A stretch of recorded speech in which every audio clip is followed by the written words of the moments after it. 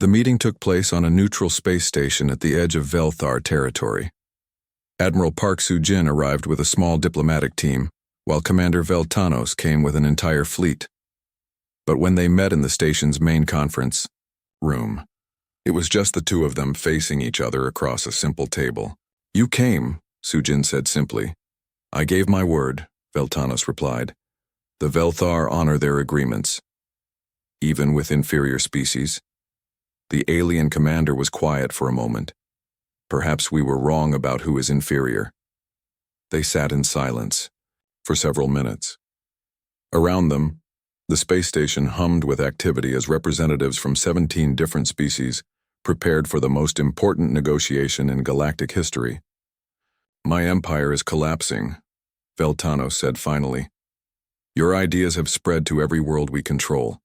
Our slaves have become rebels. Our subjects have become enemies." "They were always your enemies," Soo-jin replied. "You just forced them to hide it. What would you have us do? We cannot simply release everyone and pretend the past 1,000 years never happened. No, you can't.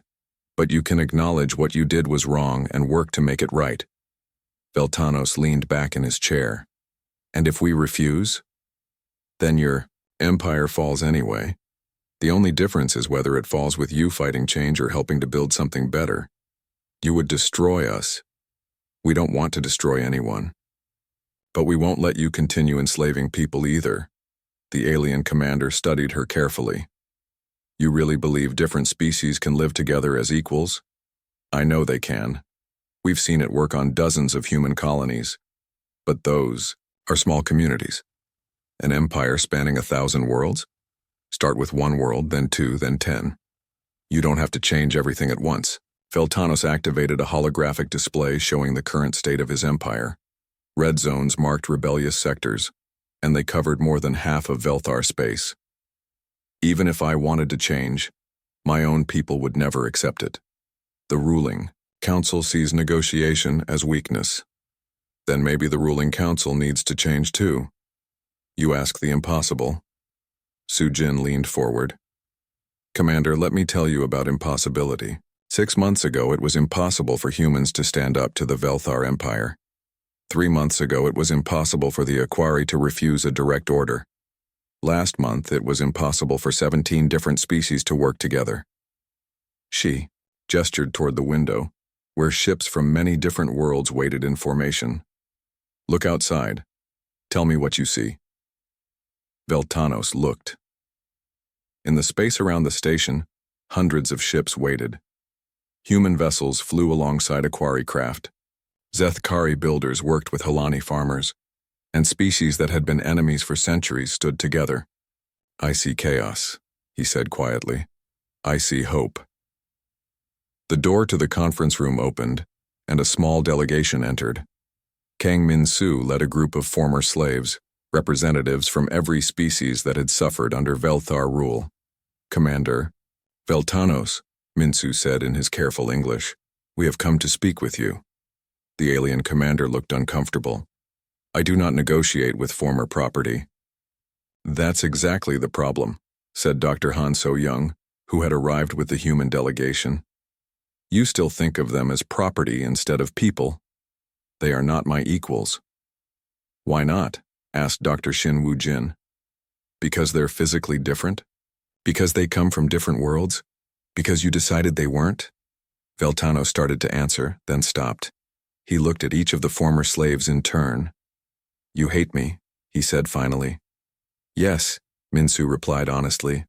"But humans have taught us that hate is not the only choice." "What do you mean?" A Zethkari representative stepped forward, her crystalline body chiming softly as she moved. "We can choose to build instead of destroy. We can choose healing instead of revenge." "You would forgive what we have done?" "Forgiveness is not the same as forgetting," said a Helani elder. "We will never forget, but we can choose not to let the past control our future." Beltanos looked around the room at all the faces watching him. Humans and aliens, former slaves and free beings, all united in their desire for something better. "What would you have me do?" he asked. Admiral Soo-jin stood up. "First, publicly acknowledge that slavery is wrong and that the Velthar Empire has committed crimes against sentient beings. That would be seen as weakness by my people. No, said Colonel Ju Hyun-soo from the back of the room. It would be seen as strength. It takes courage to admit you were wrong. Second, Soo-jin continued, release all enslaved beings immediately and provide them with resources to rebuild their lives. That would collapse our economy. Then build a new economy, one based on cooperation instead of exploitation. Third, allow free elections on all worlds. Let each species choose their own government. Veltanos was quiet for a long time. You ask me to destroy everything I have fought to build. We ask you to build something worth fighting for, said Dr. Lee Yoonji. Your people have been living in fear for 2,000 years. Isn't it time to try living in hope? The alien commander stood and walked to the window. Outside, the mixed fleet of ships continued their patient vigil. And if I refuse? Then your empire burns, Soo-jin said, simply. And a lot of good people die in the fire. But if I agree, then you help us build something new, something where no one has to kneel. Veltanos turned back to face the room. In my culture, the defeated kneel before the victorious. This isn't about victory or defeat, Soo-jin replied. This is about choosing what kind of galaxy we want to live in. You have defeated us. By all rights, I should kneel before you. The alien commander slowly lowered himself to one knee, his forearms spread in the traditional Velthar gesture of submission. The room fell completely silent. Then Admiral Park Soo-jin did something that no one expected. She stepped around the table and knelt beside him. Stand up, she said gently. We don't want subjects or masters. We want equals. She offered him her hand. After a moment's hesitation, Veltanos took it, and they stood together. How do we begin? He asked. With the hardest words in any language, she replied. I was wrong. I'm sorry. Let me help fix this. Veltanos looked around the room at all the beings he had helped to enslave. He thought about his empire, built on fear and maintained through cruelty. He thought about the dark fleet that had destroyed, his people's original home and the centuries of running that had followed. Then he thought about the human colonies Dr. Yoonji had shown him, where different species worked together freely. He thought about the hope in the voices of the former slaves who had offered forgiveness instead of revenge. I was wrong, he said quietly. Then louder, I was wrong. The Velthar Empire was built on injustice. We are sorry. The silence stretched for a long moment. Then Kang Min-soo stepped forward. Apology accepted, he said. Now let's get to work. 6 months later, the first free elections in Velthar space were held on the world of Keth Prime. The Aquari elected Kang Min-soo as their representative to the new Galactic Council. The Velthar ruling council was dissolved and replaced with an elected government. Veltanos, to everyone's surprise, was chosen to lead the new Velthar Republic. The transition was not easy. Some Velthar refused to accept the changes and had to be forced out of power. Some former slaves wanted revenge rather than reconciliation. There were conflicts, disagreements, and moments when it seemed like the whole thing might fall apart. But there was also something new in the galaxy. Hope. Human colonies opened their doors to refugees from the former empire. Velthar engineers worked alongside former slaves to rebuild damaged worlds. Species that had been enemies for centuries began to trade, communicate, and even become friends. Admiral Park Soo-jin stood on the bridge of her flagship, watching as construction ships from 12 different species worked together to build the new Galactic Council headquarters. Admiral, said her communications officer, we're receiving a message from Earth. They want to know when you're coming home. Soo-jin smiled. Tell them I am home, right here, watching the birth of something beautiful. She thought back to that first encounter, when Veltanos had demanded that humans kneel. She had told him to kneel first, never imagining that one day they would stand together as equals. Sometimes, she reflected, the best victories were the ones where nobody had to kneel at all. The galaxy would never be perfect. There would always be conflicts, disagreements, and those who preferred power over justice. But for the first time in millennia, every being in known space had a choice about how to live their life. And that, Admiral Park Soo-jin thought, was worth fighting for. High Commander Zek-Thanos stood before the Strategic War Council of the Velthar Empire, delivering the worst report in the Empire's 1,000-year history. Production has stopped on 47 worlds, he announced. Slave populations across 8 sectors have declared what they call general strikes. Our entire economic system is collapsing. The council members looked at each other in disbelief. Some of these beings had ruled for centuries and had never faced a crisis like this. How many troops do we need to restore order? Asked War Counselor Velmectos. That's the problem, sir. We've tried force. When we punish striking workers, other species stop working in protest. When we attack one world, 3 others rebel. The Yamal? Humans have taught them something called solidarity.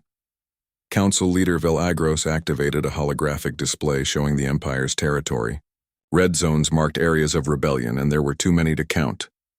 What are our options? He demanded. Commander Veltanos has proposed using the world killer weapons on the most rebellious planets, Zek-Thanos said quietly. The room fell, silent. World killer weapons had never been used against inhabited planets before. They were a final option, meant only for the most extreme situations. Would that stop the rebellion? Asked Velmectos.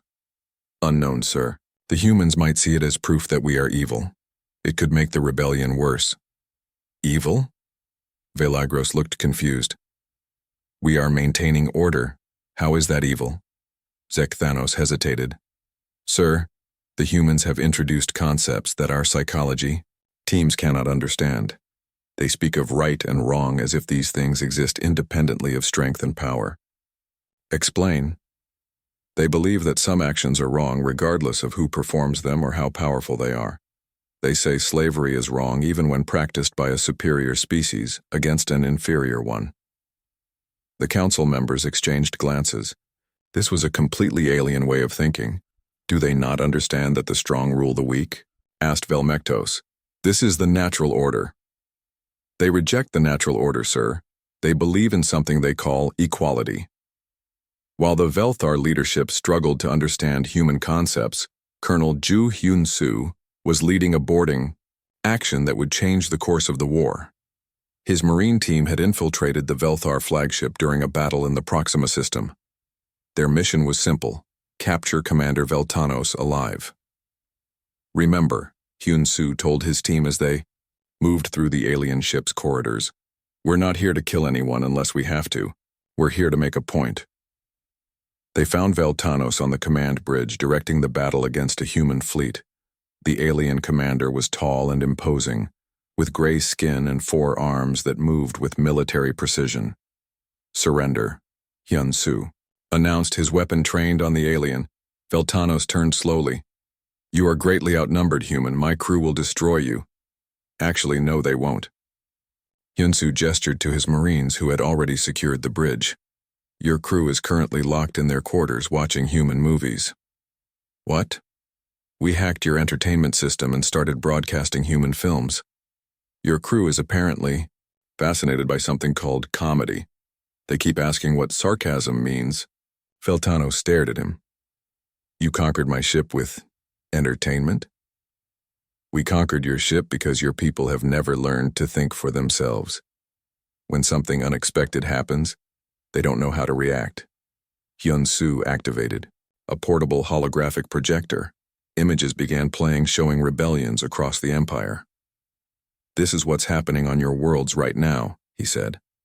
Every species you've enslaved is fighting for freedom. The images showed Aquari workers destroying mining equipment, Zethkari craftsmen smashing their workshops, Halani farmers burning crops rather than surrender them. They will be punished, Veltanos said, but his voice lacked conviction. How? You going to punish entire species? Kill everyone who refuses to work? Then who's going to build your ships and mine your crystals? Veltanos watched the images in growing horror. This cannot be happening. We have maintained order for 1,000 years. You maintained order through fear, Hyun-soo corrected. But humans taught them something more powerful than fear. What? Hope. Meanwhile, on the research station Omega-7, Dr. Lee Yunji was making the most important discovery of her career. She had been studying captured Velthar technology when she found something unexpected in their historical databases. Dr. Shin, she called to her colleague, you need to see this. Shin Woo-jin looked at the data she had extracted from the alien computers. What am I looking at? Velthar history. The real history, not the version they tell their subjects. The data showed something incredible. The Velthar had not always been conquerors. According to this, they were refugees, Yunji explained. Their original homeworld was destroyed by something called the Dark Fleet about 2,000 years ago. Refugees? Yes. They fled across space looking for a new home, but everywhere they went they were attacked or turned away. Other species saw them as invaders. Shin studied the data more carefully. So they became what everyone accused them of being. Exactly. They built their empire because they were afraid. Every species they conquered was a potential threat that they neutralized first. But that doesn't excuse what they've done. No, it doesn't. But it explains it. Fear made them into monsters. Dr. Yunji continued reading. Look at this. The Dark Fleet that destroyed their world. It was described as machines that consumed all life. The Velthar have been running from their own trauma for 2 millennia. What are you suggesting? Maybe we don't have to destroy them. Maybe we can heal them. Back on the Velthar flagship, Colonel Ju Hyunsu was having a very different conversation with Commander Veltanos. Tell me something, Hyunsu said. When your people first met other species, did you try to be peaceful? Veltanos looked surprised by the question. Yes. Initially, we sought only refuge. What happened? We were attacked, hunted, driven, from system after system. Other species feared us because we were different. So you decided to make them fear you for good reason. We decided to ensure our survival. Hyunsu nodded. I understand, but here's the thing. Survival isn't the same as living. You survived, but you stopped living. You became the thing you were running from. We are nothing like the Dark Fleet. Aren't you? You consume other species' freedom. You destroy their cultures. You turn living beings into tools. Veltanos was quiet for a long moment. What would you have us do? Release our subjects and return to being hunted? Who's hunting you now? No one. Not for centuries. Then maybe it's time to stop running. Hyunsu showed him more images, these of human colonies where different species work together freely. This is New Geneva Colony. Humans, Aquari, Zethkari, and 6 other species, all working together. No slaves, no masters. Just people building something together. This is impossible. Different species cannot coexist as equals. Why not? Because... Veltanos stopped. He couldn't finish the sentence. Because that's what you've always been told? Hyunsu suggested. Because that's what you've told yourself to justify what you've done? The alien commander looked at the images of the peaceful colony. If this is possible, then you've been wrong for 1,000 years, Hyunsu said gently. But wrong can be fixed. It's not too late to choose differently. On Velthar Prime, the ruling council was facing its own moment of truth. The humans have sent a communication, announced Zekthanos. They wish to negotiate. Negotiate? Velagros laughed harshly. We do not negotiate with inferior species. Sir, with respect, they may not be inferior. Our intelligence suggests that human technology is more advanced than we initially believed, and their tactical unpredictability has proven devastatingly effective. What do they want? Freedom for all enslaved species, reparations for damages, and... Zekthanos paused. And what? They offer to help us find a new way to live, without slavery. The council chamber erupted in angry voices, but underneath the anger there was something else, something that might have been hope. For the first time in 1,000 years, the Velthar Empire had a choice to make. Kang Min-soo had been a slave for 15 years before he learned the word no. He was working in the crystal mines of Velthar Prime, when the human broadcasts started reaching the slave quarters. At first, the Velthar guards tried to stop the transmissions, but the humans kept changing frequencies and using stronger signals. All beings have the right to be free. Admiral Park Soo-jin's voice echoed through the underground tunnels. Slavery is wrong. It doesn't matter how long it has existed or how powerful those who practice it are. Wrong is wrong. Minsu was from the Aquari species, fish-like beings who had been the first to be conquered by the Velthar 3 centuries ago.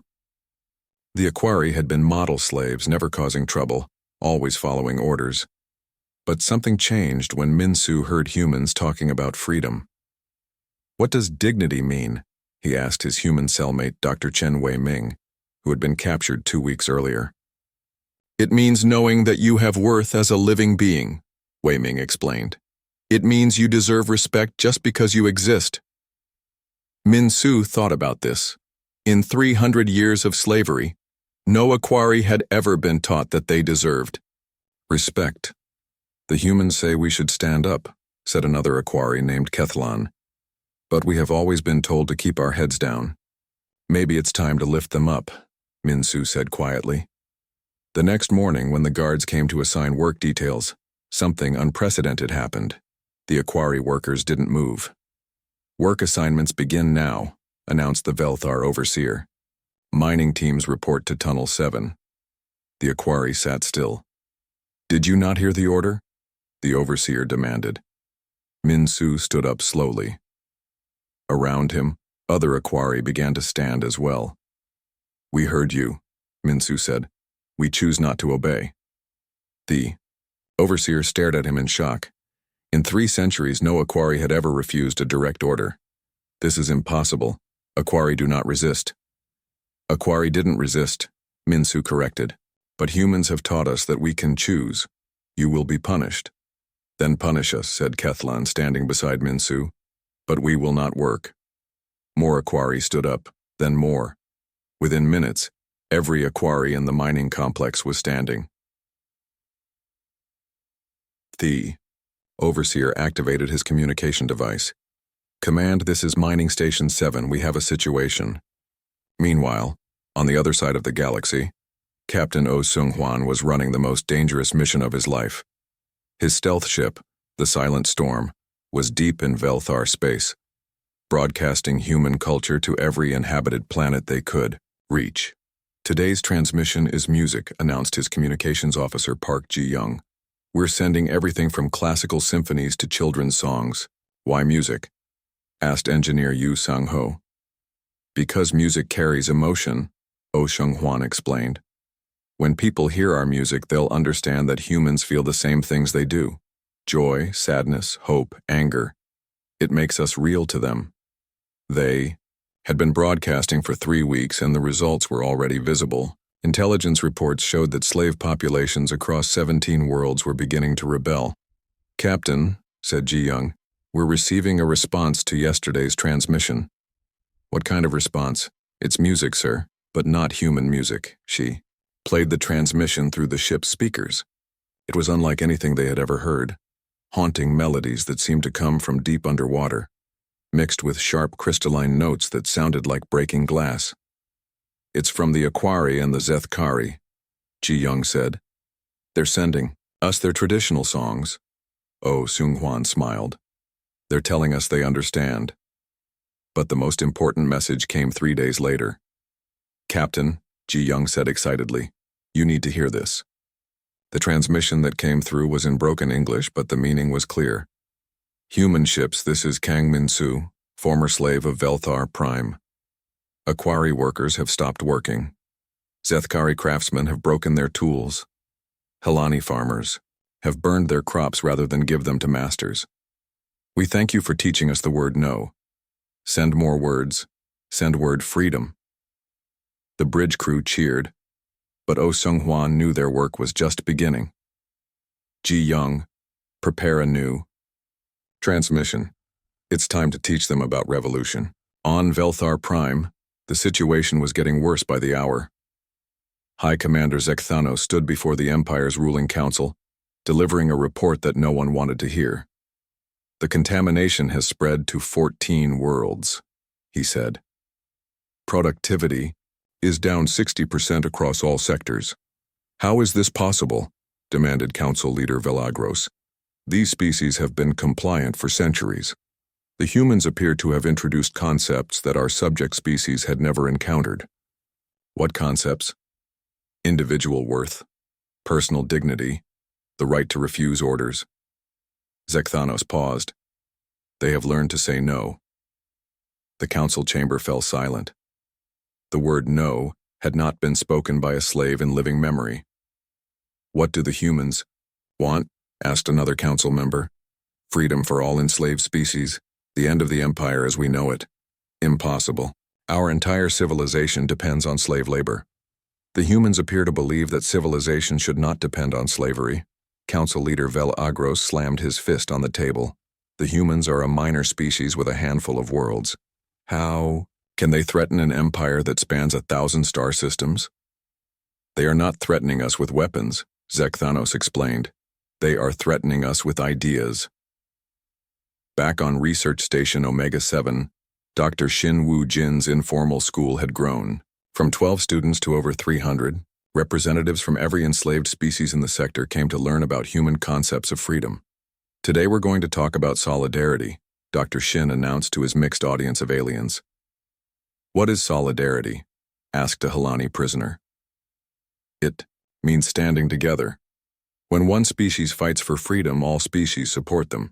When the Velthar punished the Aquari for refusing to work, the Zethkari also refused to work in protest.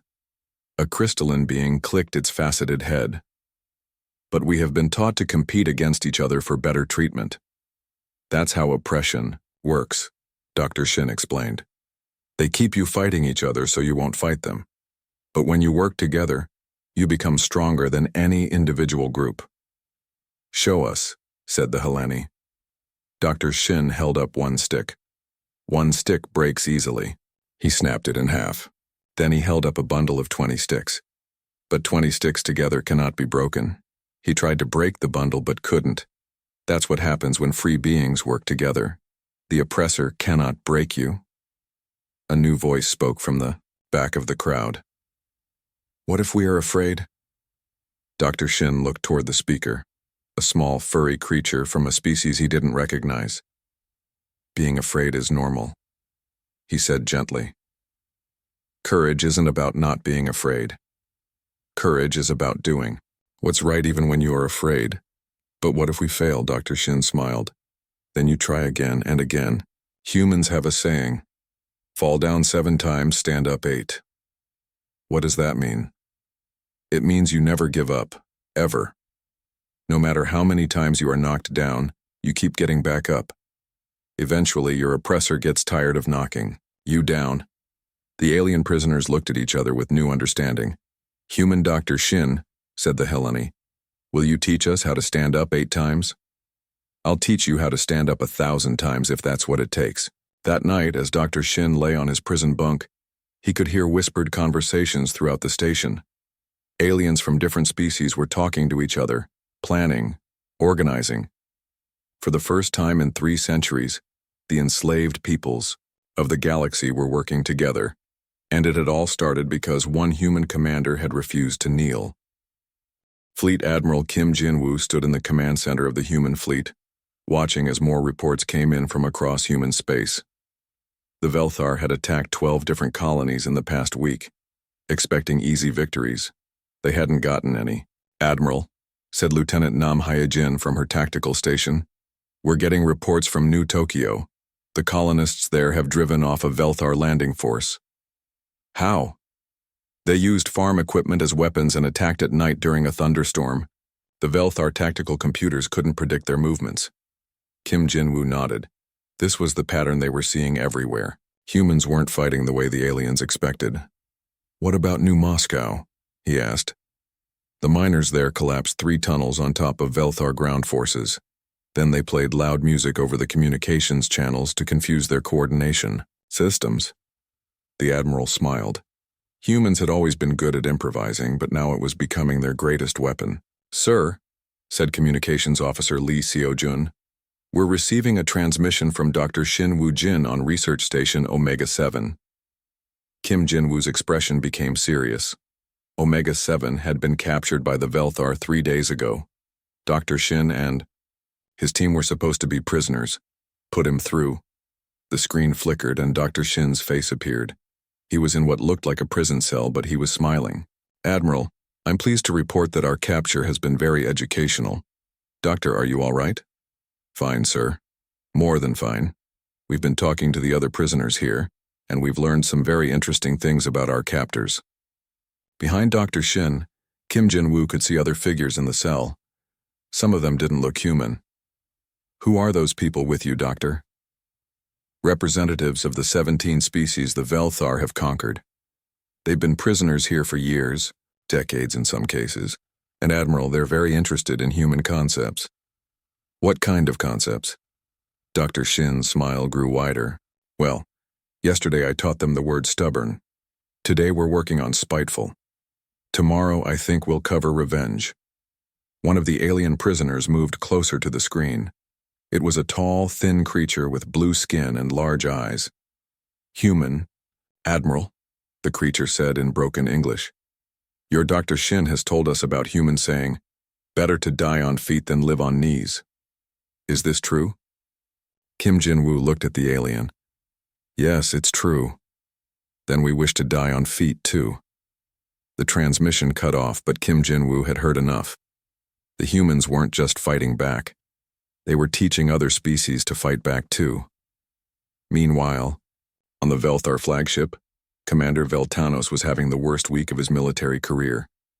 Report, he ordered his tactical officer. Sir, our ground forces on New Busan have requested immediate evacuation. The human colonists have been pelting our troops with rotting vegetables while playing what they call annoying music at maximum volume. Veltanos stared at his officer. They're throwing food at trained soldiers. Yes, sir. And sir, the psychological impact appears to be significant. Our troops report that the humans are laughing at them. Laughing? Confirmed, sir. The humans find our discomfort amusing. Veltanos sat back in his command chair. In 300 years of conquest, no species had ever laughed at the Velthar military. What about the fleet actions, he asked. His space tactics officer stepped forward. Sir, we've engaged human vessels in 7 different star systems. The results are confusing. Explain. The humans don't fight according to any recognized patterns. In the Kepler system, a single human ship flew straight into our formation while broadcasting what their translator identified as circus music. Our targeting computers couldn't track its movements because its flight path was completely random.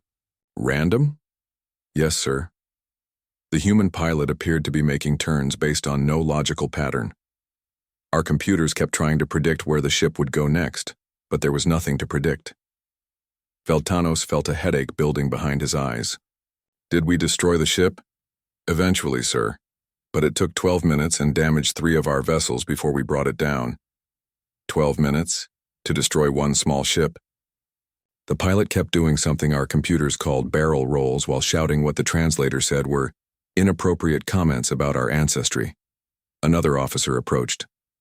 Sir, we have a more serious problem. What now?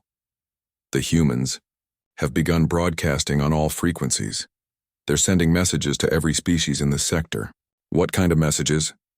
The officer activated a holographic display. A human woman appeared, speaking calmly into the camera. To every being listening to this message, my name is Admiral Park Soo-jin of the Human Defense Corps. We know many of you have been enslaved by the Velthar. We want you to know that slavery is not normal. Freedom is normal. Fighting for your freedom is normal. Veltanos watched in growing horror as the message continued. The Velthar will tell you that resistance is impossible. They will tell you that you must obey because they are stronger, but strength without justice is just bullying. And humans have a saying about bullies. The only way to stop a bully is to stand up to them. The message showed images of human colonies fighting back against Velthar forces. You don't have to win every fight. You just have to keep fighting. Make them work for every victory. Make them pay for every planet. Show them that enslaving you is more trouble than it's worth. The transmission ended with Admiral Park Soo-jin looking directly at the camera. To every being in chains, you don't have to kneel. Stand up. Fight back. We'll show you how. Veltanos turned off the display. How many species have received this transmission? All of them, sir. The humans have been broadcasting on every frequency for the past 2 days. And the response? His officer looked uncomfortable. Sir, we're receiving reports of unrest on 14 different worlds. Species that have been compliant for centuries are beginning to resist work orders. Which species? All of them, sir.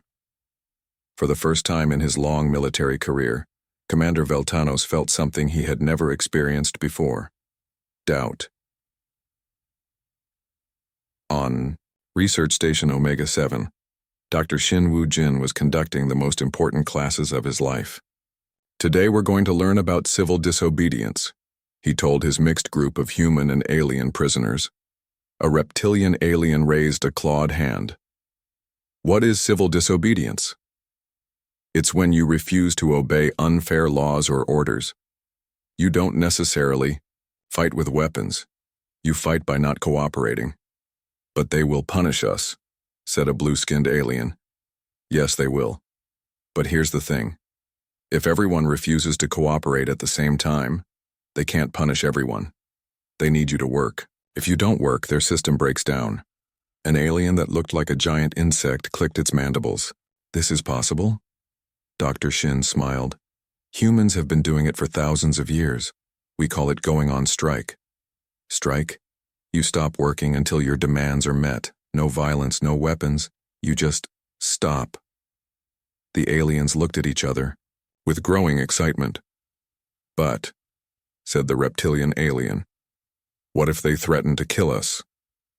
Then you look them in the eye and say, go ahead, but you'll have to kill all of us, and then who's going to do the work?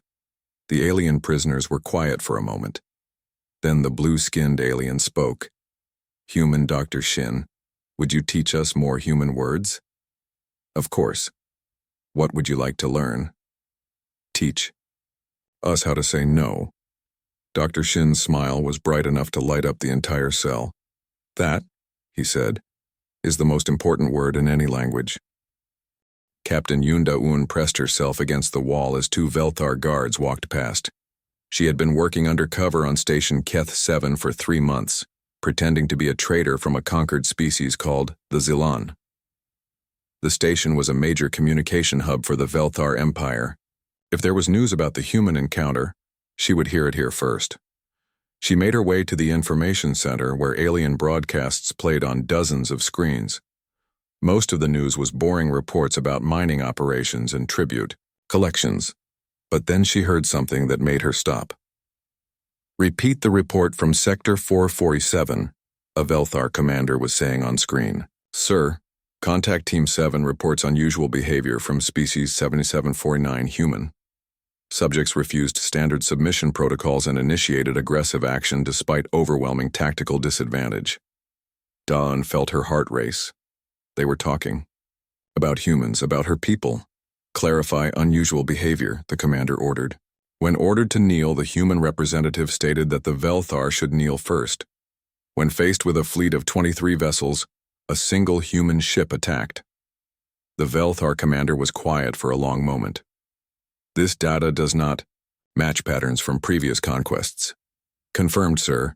Request instructions for handling species 7749 human. Transfer all data to Strategic Command. Mark as priority investigation. Dae-yoon quickly activated her hidden recording device. This information had to get back to Earth. Meanwhile, on the frontier world of New Busan, Han Jae-sung was having his own problems with the Velthar. 3 alien ships had landed near the main colony that morning. Their commander, a tall alien with gray skin and 4 arms, walked into the town center and made an announcement. This world now belongs to the Velthar Empire. You will provide monthly tribute of 1,000 tons of refined metals and 500 live subjects for work. Details. The colonists gathered around, about 200 men, women, and children. They had come to New Busan to build a new life, far from Earth's crowded cities. "What if we refuse?" asked Han Jae-sung, stepping forward. The alien commander looked at him with large, dark eyes. "Refusal is not an option. All conquered species comply." "Well, there's your first problem," said Dr. Han So-young, Jae-sung's daughter. She had been studying the aliens' equipment since they landed. "We're not conquered. Your resistance will be corrected," the alien said. Jae-sung looked around at his neighbors. These were farmers, engineers, teachers. They had families to protect, but something in their faces told him they weren't going to just give up. "You know what?" he said to the alien. "Why don't you try to make us comply?" The alien commander seemed confused. "You are vastly outnumbered. Resistance is illogical." "Maybe," said old man Park Dong-sik, who had fought in Earth's last war. "But we're human. We don't do logical when it comes to our freedom." While this was happening, thousands of light years away, the news of human defiance was spreading through the Velthar communication network. On the slave world of Keth Prime, a group of blue-skinned aliens called the Helani were receiving their daily work assignments when they overheard two guards talking. "Did you hear about the new species in Sector 447, one guard said. "The humans, what about them?" "They told Commander Veltanos to kneel first." The Helani slaves looked at each other in shock. In 300 years of slavery, none of them had ever heard of anyone telling the Velthar to kneel. "What happened to them?" asked the second guard. "That's the strange part. They're still alive. Command wants to study them." The Helani slaves exchanged glances. One of them, an old female named Kethni, whispered to the others. "Did you hear that?" Someone finally stood up to them. Back on Station Keth 7, Captain Yoon Da-yoon was learning more about how the Velthar Empire worked. She had hacked into their database and was reading reports about their previous conquests. The pattern was always the same. The Velthar would arrive at a world with overwhelming force. They would demand submission. The local species would try to negotiate, maybe fight a little, but eventually they would kneel. Every single species had knelt. 17 different worlds, 17 different species. All of them had eventually chosen survival over freedom. But the humans hadn't. According to the reports, Commander Park Soo-jin had not only refused to kneel, she had demanded that the aliens kneel instead. Da-yoon smiled as she read the intelligence reports. The Velthar analysts were completely confused. They kept using phrases like unexpected behavioral pattern and illogical response to superior force. They had studied human history and found records of Earth's wars. The reports noted that humans often fought even when they had no chance of winning. The Velthar couldn't understand why. One report said, "Species 7749 human appears to value abstract concepts like honor and freedom above survival. This behavior does not match standard conquest models." Another report was even more confused. Human subjects appear to become more aggressive when faced with overwhelming odds. This response is unprecedented in our conquest database. On New Busan, Dr. Han So-young had been studying the Velthar equipment with her research team. What she found was interesting. "Dad," she said to Han Jae-sung, "their technology is amazing, but it has a weakness." "What kind of weakness?" "It's too perfect. Their computers, their weapons, their ships. Everything is designed to handle predictable situations. They calculate odds, analyze patterns, and respond based on previous data. So humans don't fit patterns. We do crazy things. We make choices that don't make sense. Their systems can't handle that." Jae-sung thought about this. "You mean they're confused because we won't act like their computer models say we should?" "Exactly. They expect everyone to be logical, to choose survival over pride, to kneel when they're outgunned. But we don't do that." "No, Dad, we really don't." That night, the Velthar commander tried again to get the colonists to comply. He brought out holographic displays showing the fate of other worlds that had resisted. "These species chose to fight," he said, showing images of destroyed cities. "They were eliminated. You can choose differently." The colonists looked at the horrible images. Children hid behind their parents. Everyone was scared. But Han Jae-sung stepped forward again. Let me ask you something. In all these conquests, did anyone ever make you doubt what you were doing? Explain. Did any of those species make you question whether you had the right to enslave them? The alien was quiet for a moment. Rights are determined by strength. That's not an answer, said Dr. Han So-young. That's an excuse. The Velthar commander looked at her carefully. You are not behaving according to standard patterns. Good, she replied. Standard patterns are boring. What the aliens didn't know was that Dr. Han So-young had sent a message to every human colony in the sector. The message was simple. The Velthar expect us to kneel. Don't. The message was spreading from world to world, ship to ship. Soon every human in known space would know that when the aliens came, they should stand up and fight back. The Velthar Empire had conquered 17 species by following the same plan every time. But humans were different. Humans were going to rewrite the rules. Captain Lee Hyun stood on the bridge of the New Seoul, watching the stars through the large window. His ship was 3 months into a deep space mission when something appeared on their sensors that changed everything. Captain, we have a contact, said Kim Tae-ho from his engineering station. It's big. Really big. Hyun walked over to look at the display. The object was massive, easily 10 times larger than their ship. It had a dark metal surface with strange red lights running along its sides. Any response to our signals? Hyun asked. Choi Min-ho shook his head from the communications desk. Nothing, sir. I've tried every frequency we know. Commander Park Soo-jin stood beside the captain, her hand resting on her weapon. She had been with Hyun for 5 years and trusted his judgment, but something about this ship made her nervous. Maybe they're just shy, Kim Tae-ho said with a weak smile. The joke died quickly when the alien ship suddenly came to life. Bright lights flashed along its hull, and their communication system crackled with static. Then a voice spoke. It was deep and cold, speaking perfect human language. Small vessel, you will stop your movement and prepare for boarding. The crew looked at each other in shock. First contact with an alien species was something they had trained for, but this was not how anyone expected it to go. This is Captain Lee Hyun of the human vessel New Seoul, Hyun said into his microphone. We come in peace and wish to establish friendly contact. There was a long pause. Then the voice returned, even colder than before. Primitive species 7749 human. You will surrender your vessels and submit to processing. Your kind will kneel before the Velthar Empire. Soo-jin stepped forward, anger flashing in her eyes. Did they just call us primitive? Your resistance is noted and will be corrected. The alien voice continued. Prepare for submission protocols.